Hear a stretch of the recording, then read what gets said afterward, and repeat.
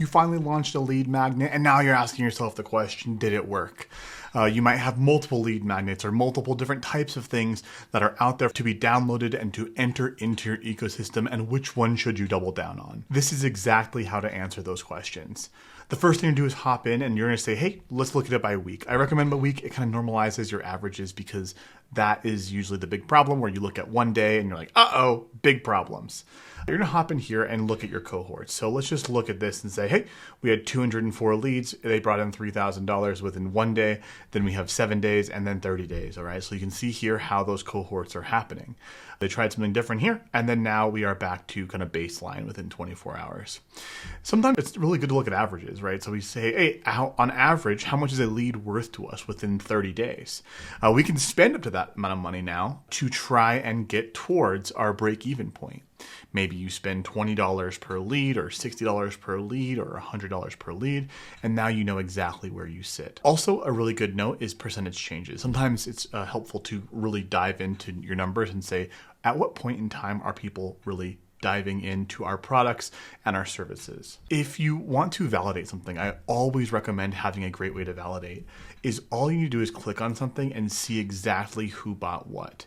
So here you can see all the meal plans being purchased, 12-week transformations, online course bundle. You can see all the different low-ticket products that are being bought without needing to go deeper into your high-level or other account.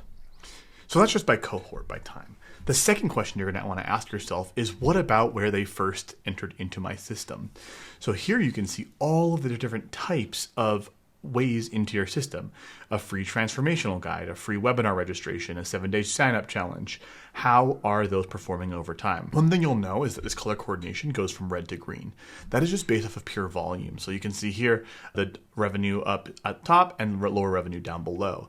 But if we change things to look at the averages, this is where things start to get a little more spicy, right? You can see obviously book a consultation is a higher value, but you can see that there are some volume plays here in the middle. Nutritional assessment looking pretty good at $16. Maybe we double down on that. Maybe we start pushing for this assessment because it's a PDF versus a webinar that we have to deliver on live.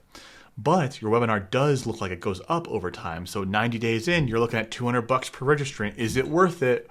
And that is where you get to have your hands on the controls of the business. The last one I would like to show you here is around the concept of lead source. So saying, hey, we now know that referrals are bringing in a lot of revenue faster. That's usually a pretty good given. But we are also having YouTube bringing in quite a significant amount of people.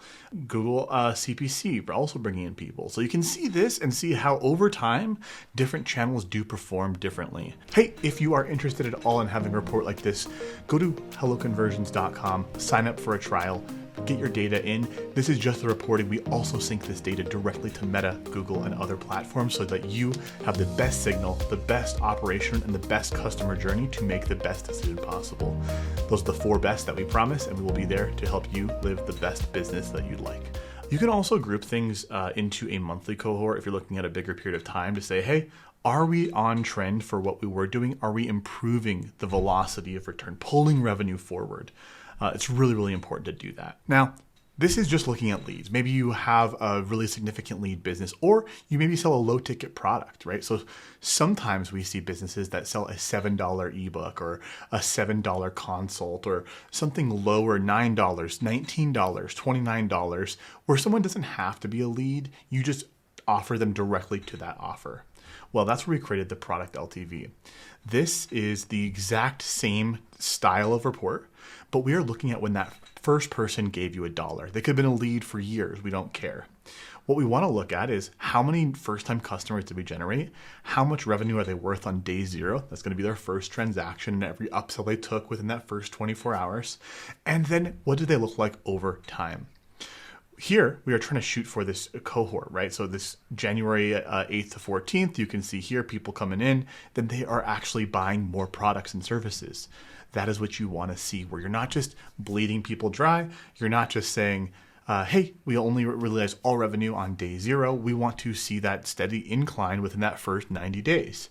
If you don't, you might want to restructure your offer, restructure how you are doing things, because this can be really, really important. Now, then you can see the first product purchase, right? So premium coaching, that could be a really high ticket thing because you are offering premium coaching.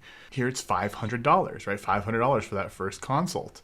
Now you can see the 12-week transformation, bringing down 42 people. Maybe you want to look at the starter membership where you have $6,000 and they actually increase over time. The one correlation that we see again and again, just to keep you kind of in the loop here, is that usually your first transaction is the biggest correlation to long-term lifetime value. If someone gives you $1,000 up front, that is the biggest correlation to giving you a lot of money over a longer period of time.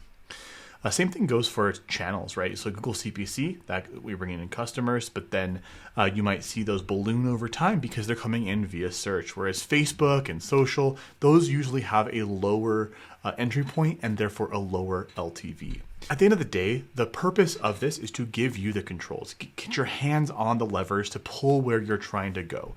Where do you want your 90-day value to be? Where do you want your 0-day value to be? You can also dive in here and say, hey, what do we want to look at just for Google? Let's go deep. Let's figure this out.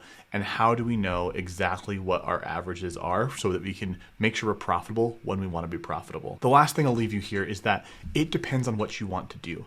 You need to define first of, do you want to have a lot of profit up front? Do you want to have a lot of growth over a longer horizon? Or do you want to say, let's push this down the road and realize that revenue later at 60 or 90 days? You get to decide how to do that, and your math based off of how you orchestrate and organize your business gets to determine this. There are two different styles of businesses. There are the ones that offer the high ticket and high velocity. That is oftentimes associated with a high ticket sales side. And then there is the lower ticket, higher volume, right? So where you're having $7, $79, $100 things that are being sold on a recurring and a consistent basis and are much easier to sell because you can do that, but much harder to crack because you need a volume play. Both are perfectly fine. You do not have to say one or the other. There are a million ways to do this. You just have to understand that you can control where you'd like to go.